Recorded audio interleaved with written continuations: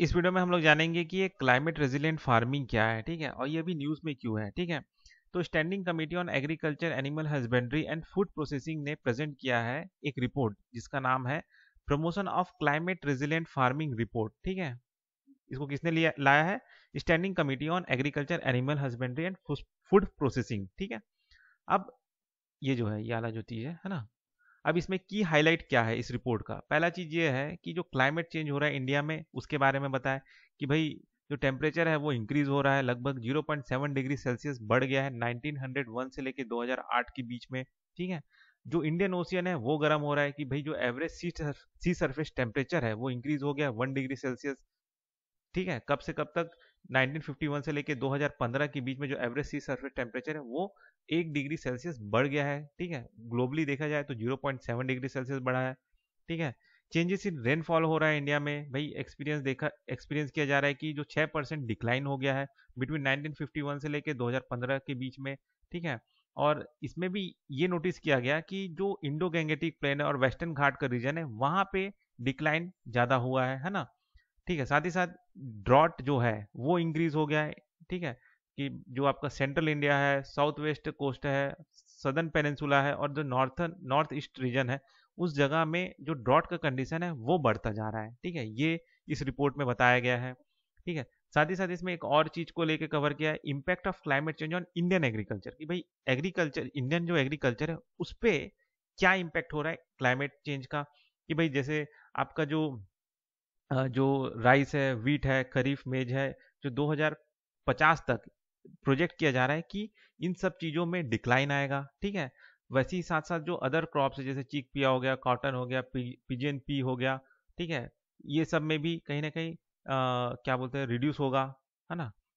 नहीं नहीं, ये अच्छा, इन इन सब चीज़ों में थोड़ा सा इफेक्ट अच्छा रहेगा, बेनिफिशियल इफेक्ट रहेगा। जैसे आपका चिक पी हो गया, ठीक है, कॉटन हो गया, पिजन पी हो गया, ठीक है, are projected to have beneficial effect due to reduced frost event, ठीक है ना।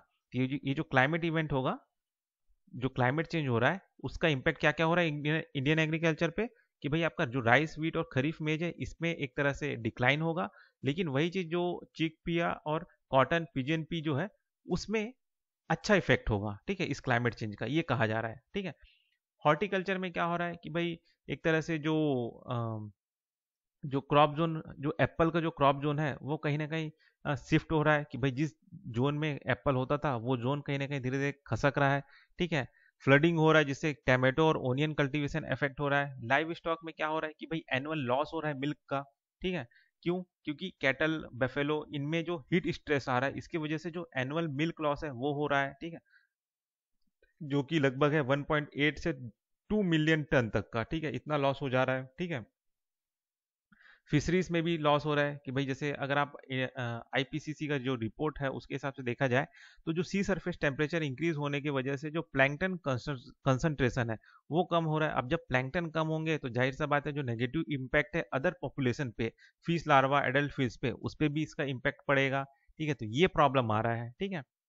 अब जानते हैं कि ये जो क्लाइमेट रेजिलिएंट फार्मिंग है ये क्या चीज होता है, ठीक है। तो क्लाइमेट रेजिलिएंट फार्मिंग का मतलब ये होता है कि भाई ऐसा तरीका, ऐसा एडेप्ट है ना, ऐसा तरीका आप एडेप्ट करो या ऐसा तरीका आप लाओ जिससे आप क्लाइमेट चेंज को मिटिगेट कर सको, या ऐसा तरीका आप प्रैक्टिस करो एग्रीकल्चर में जिससे आप ऐसा फार्मिंग कर सको कि भाई वो फार्मिंग पे इफेक्ट ना पड़े क्लाइमेट का, ठीक है।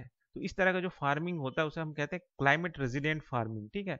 तो मतलब क्लाइमेट रिलेटेड जो भी डिस्टर्बेंस हो रहा है वो ना हो, ठीक है, उससे आप प्रोटेक्ट रखो। तो इस तरह का जो फार्मिंग होता है उसे हम कहते हैं क्लाइमेट रेजिलिएंट फार्मिंग, ठीक है।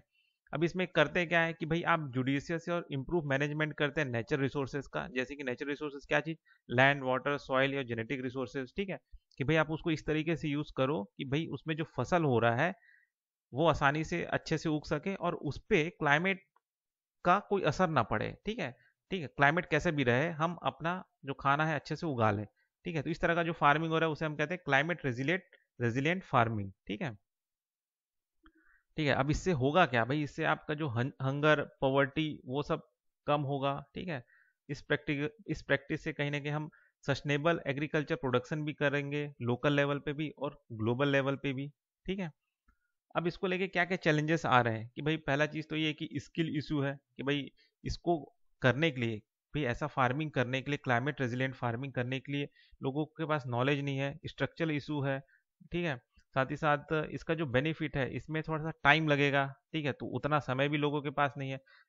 चौथा ये है कि पॉलिसी इशू, कि भाई जैसे ये एमएसपी, ये सब्सिडाइज फर्टिलाइजर, ठीक है, ये सब लाने की वजह से क्या हो रहा है कि मोनोकल्चर हो रहा है, ठीक है, एक्सेसिव एक्सट्रैक्शन ऑफ वाटर हो रहा है, लॉस ऑफ सॉइल हेल्थ हो रहा है, ठीक है, नेचुरल जो पॉलिनेटर्स है उनका डिस्ट्रक्शन हो रहा है, ठीक है।